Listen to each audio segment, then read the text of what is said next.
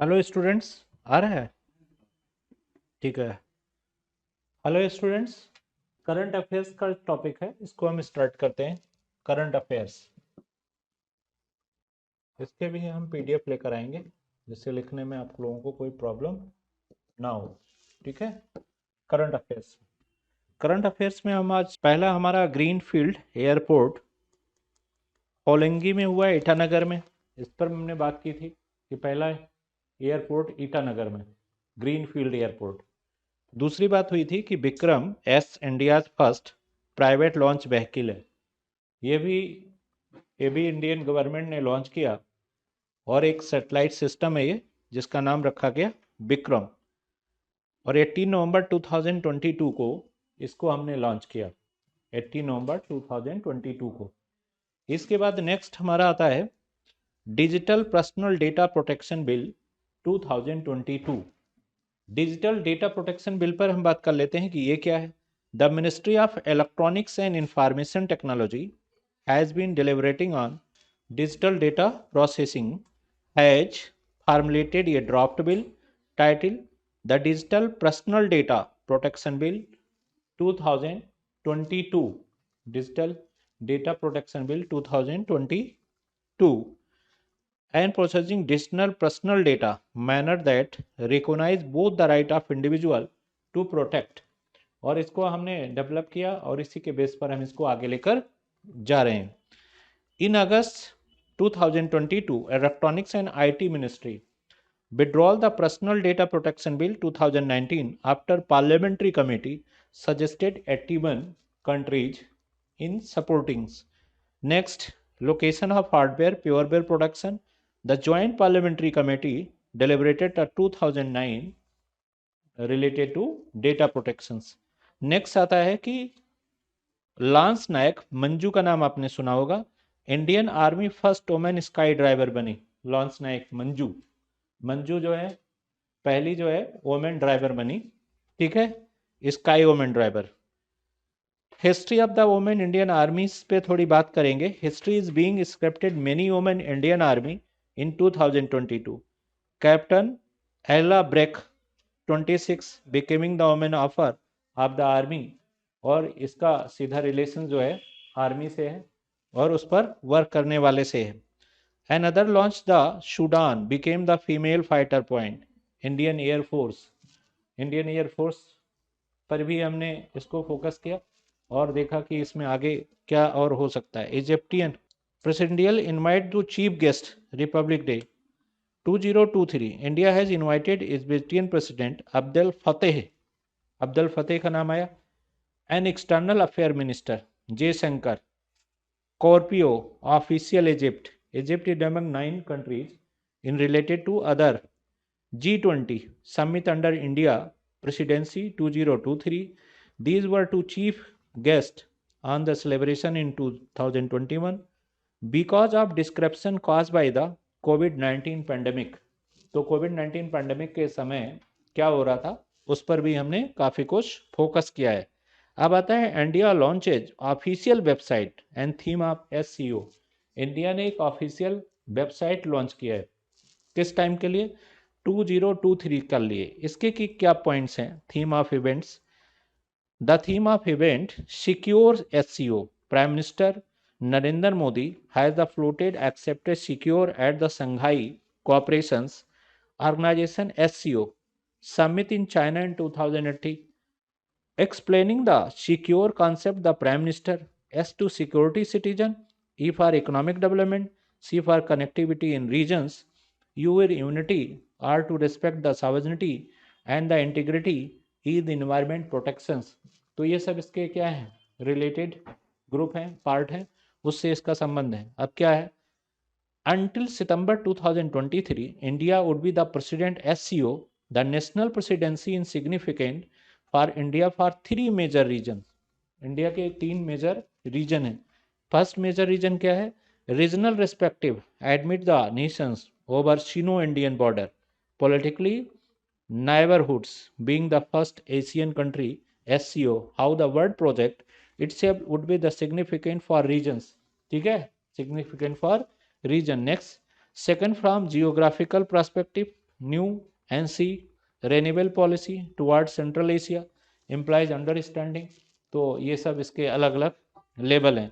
Third SCO presidency project by India non permanent member and the United Nations Security Council would followed by Indian hosting G20 summit. This is the tenure will reflect any continuity or changes in the country. तो यहाँ पर भी इसका भी इससे relation है।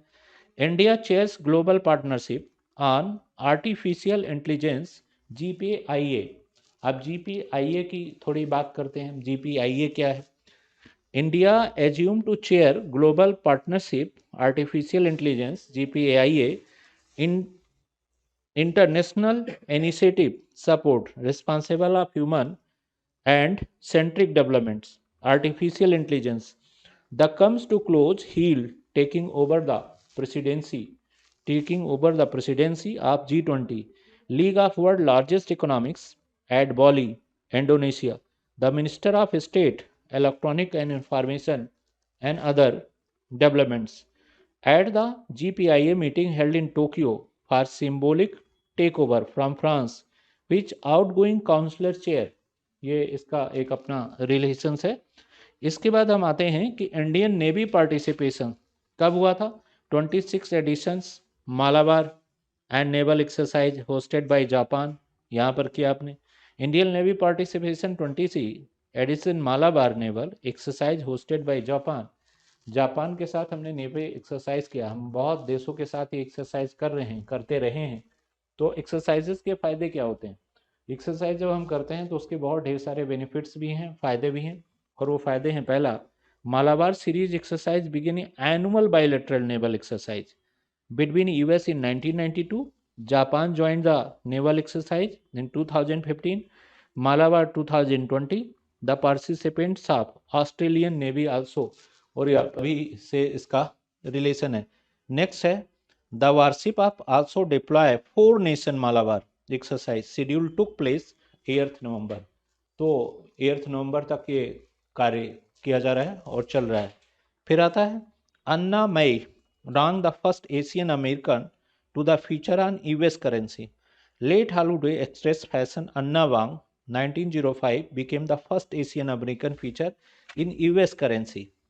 About Anna May Wang, अन्ना मे वांग के बारे में हम बात कर लेते हैं थोड़ा।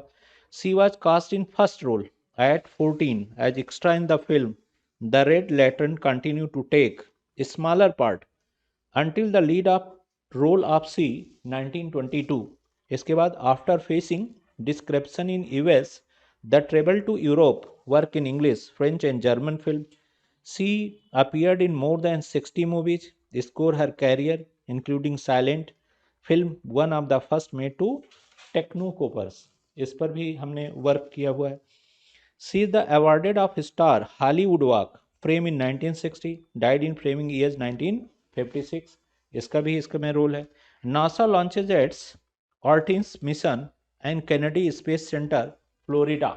अब नासा के बारे में तो हम इस पर काफ़ी कुछ जानते ही हैं कि नासा अपने अपडेट करते रहते हैं। जैसे US agency NASA launches Artemis mission Kennedy, इन्होंने कैनेडी मिशन लॉन्च किया। स्पेस सेंटर इनका कहाँ है? फ्लोरिडा में है। दूसरा, Orion successfully conducted about powerful 44 space harness the force of monsoon gravity distance of negotiation during the other space। Next और बात करते हैं Indian hosted third no money for terror MFFT conference 18 November hosted third no money terror NMFT ministerial conference in New Delhi on counter terrorism financing the agenda of global meet to hosted by India in the enormous decentralized and offer uncentralized nature of terror which poses of serious challenges during the conference। तो इस पर भी हमने काफ़ी कुछ किया और इस पर हम थोड़ा PPT बना के लेके आते हैं तो उससे ज़्यादा चीज़ें क्लियर हो पाएंगी। World labour market 2022। अब वर्ल्ड लेबर मार्केट 2022 पे बात होती है कि what TM London Security held to the person event forces in showing has to industry has evolved and the receipts itself were few years were travel developments Agency.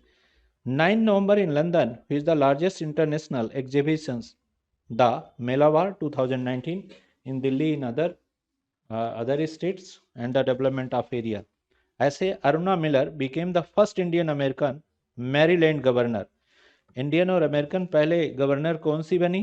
8 November 2005 Aruna Miller became first Indian American politician came to campaign और ये first India और America की governor के रूप में appoint हुई Aruna Miller. ठीक है।